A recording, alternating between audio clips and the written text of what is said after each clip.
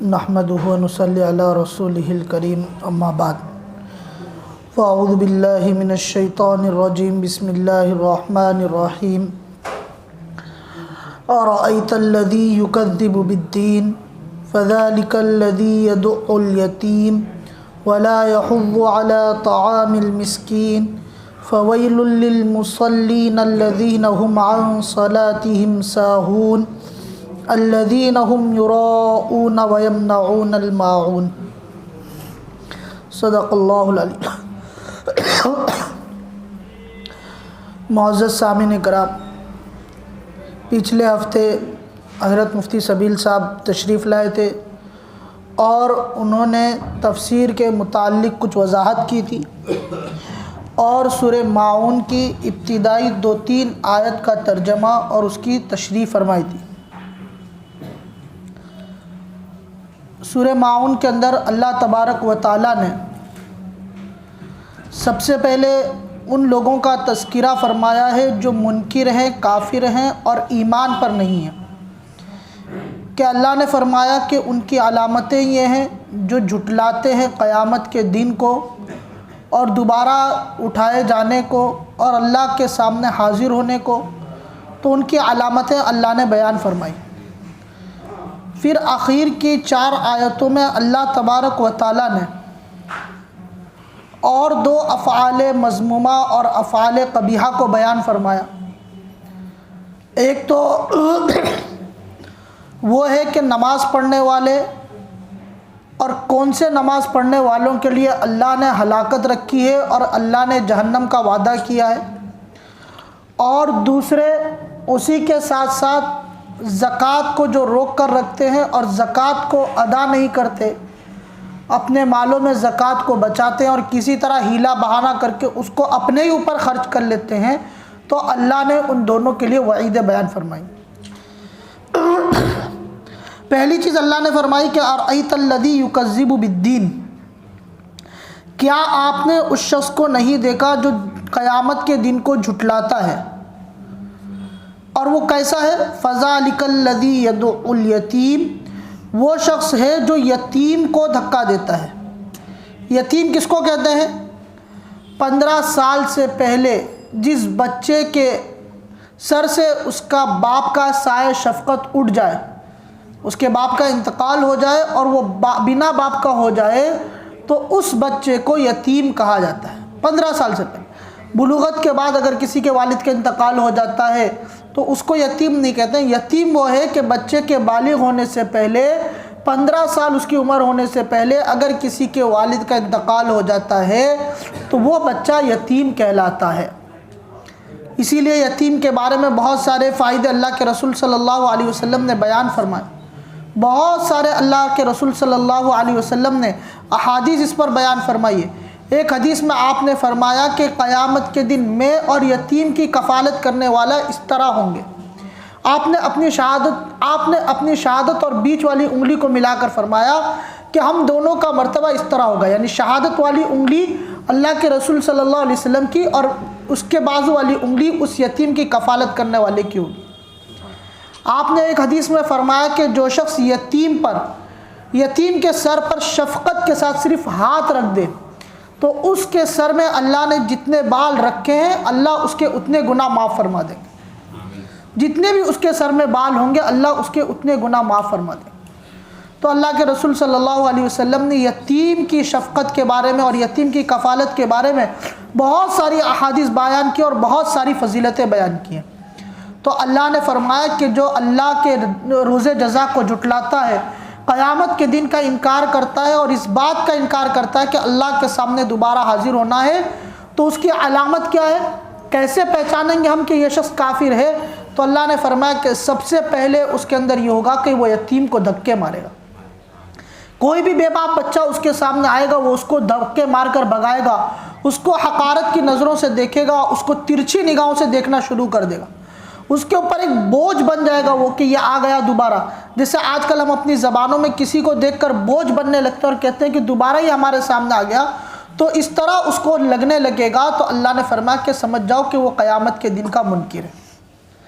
آگے اللہ نے فرمایا وَلَا يَحُضُّ عَلَىٰ طَعَامِ الْمِسْكِينِ، اور جو محتاج کو کھانا دینے پر ابھارتے نہیں ہیں۔ یحض کے معنی آتا ہے ابھارنے کا، کسی کو ترغیب دینے کا۔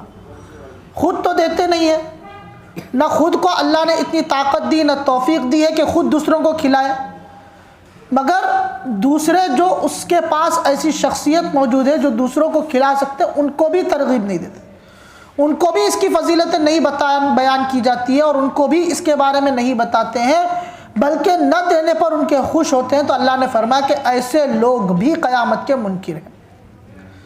یہ دو صفتیں اور دو افعال قبیحہ اللہ نے ان لوگوں کے بیان کی جو قیامت کا انکار کرنے والے ہیں، اور اسی لیے مسلمانوں کے بارے میں آتا ہے کہ وہ ان دو افعال سے اللہ ان کو بچائے رکھتے ہیں، کیونکہ اللہ نے فرمایا ہے کہ جو انکار کرے گا قیامت کا اس کے اندر یہ افعال قبیحہ موجود ہوں گے، افعال مذمومہ موجود ہوں گے۔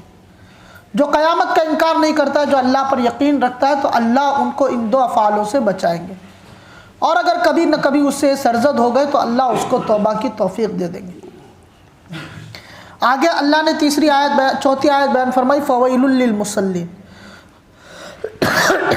بعض علماء نے یہاں پر ایک بات لکھی ہے کہ جب بھی سورت کی تلاوت کی جائے تو چاہے کوئی بھی نماز میں اگر زور سے قرات کر رہے ہیں اس کو، تو امام کو چاہیے کہ فویل للمصلین صرف اتنی آیت پر اپنے آپ کو نہ ٹھہرائے، بلکہ اس آیت کے ساتھ ساتھ آگے والی آیت الذین هم عن صلاتهم ساہون کو بھی ملا لے۔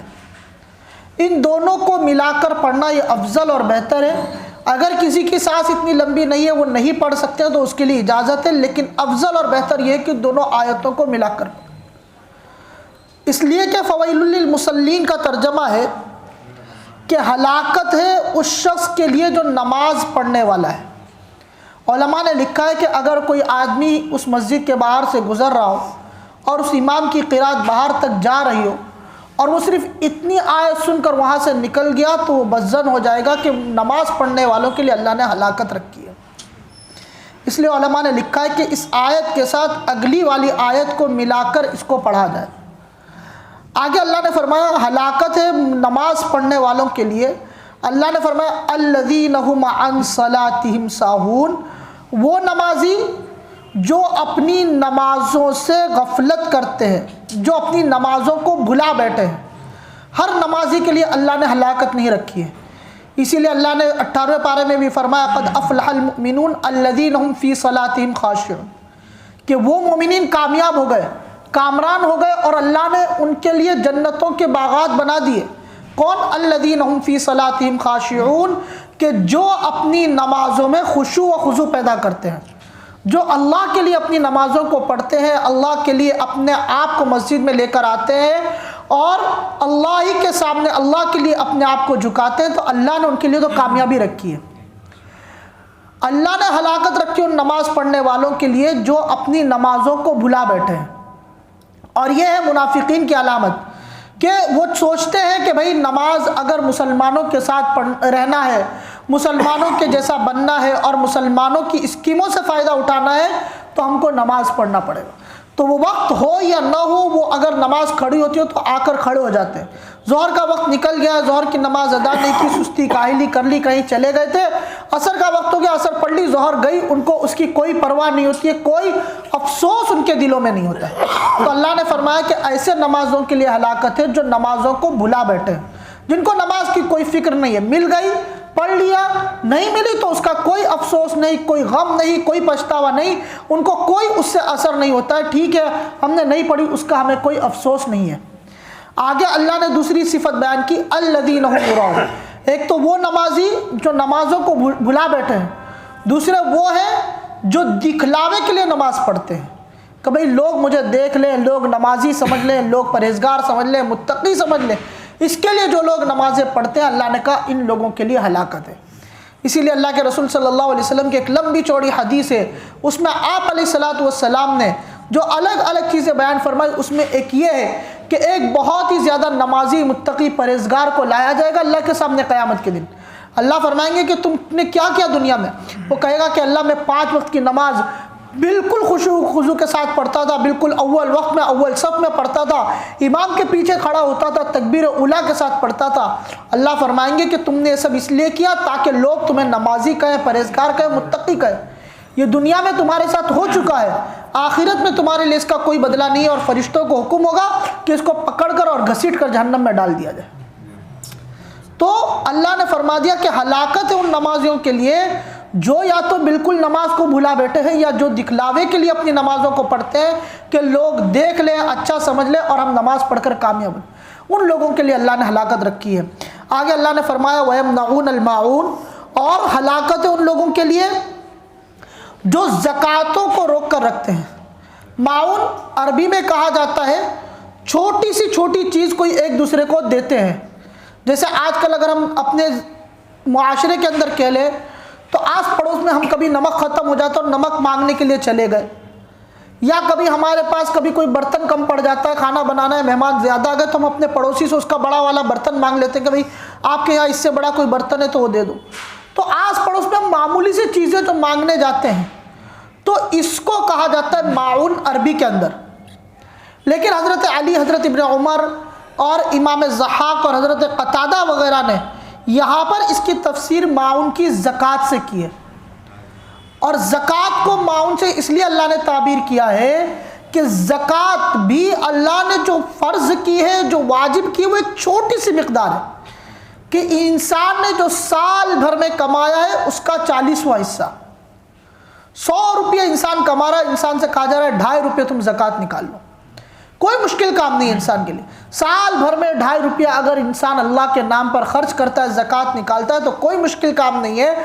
तो सिर्फ 40वां हिस्सा अपनी पूरी कमाई का निकालने के लिए कहा है, इसलिए इसको कहा गया कि यहाँ पर माऊन से मुराद ज़कात है।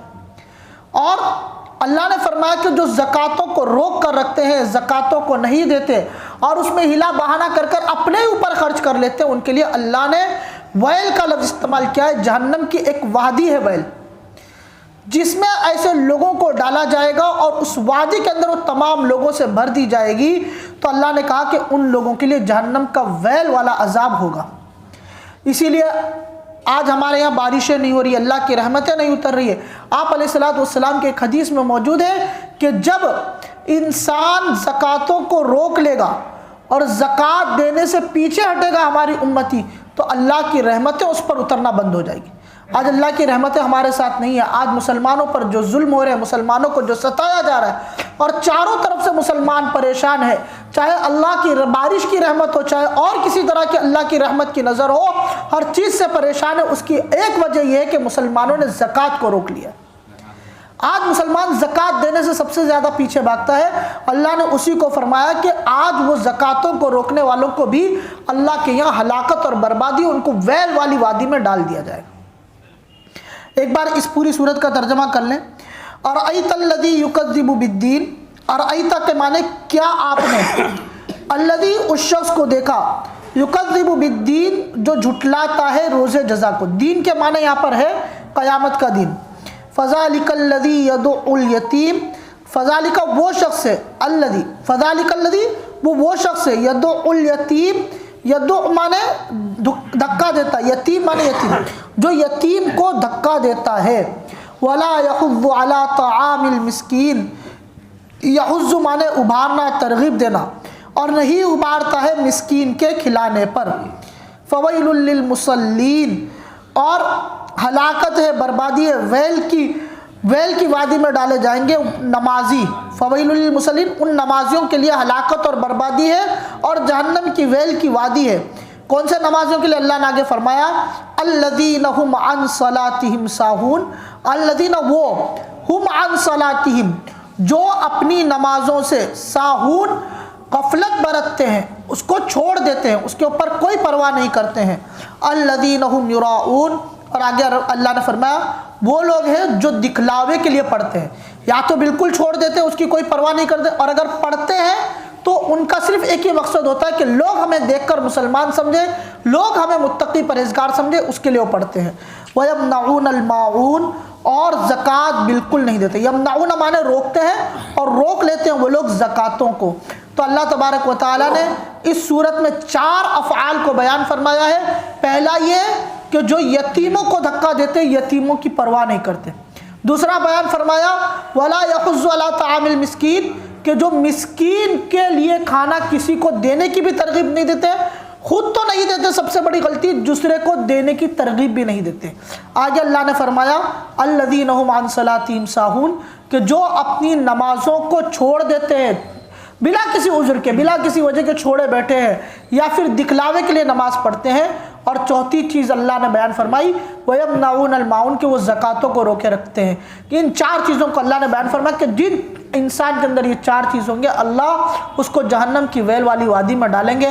اللہ تبارک و تعالیٰ سے دعا کریں کہ اللہ تبارک و تعالیٰ ہمیں ان تمام افعال مذمومہ اور قبیحہ سے بچنے کی توفیق عطا فرمائے، اور آپ علیہ الصلوۃ نے جو طریقہ بتایا اس پر ہم سب کو چلنے کی توفیق عطا فرمائے۔ آمین۔ وآخر دعوانا الحمد للہ رب العالمین۔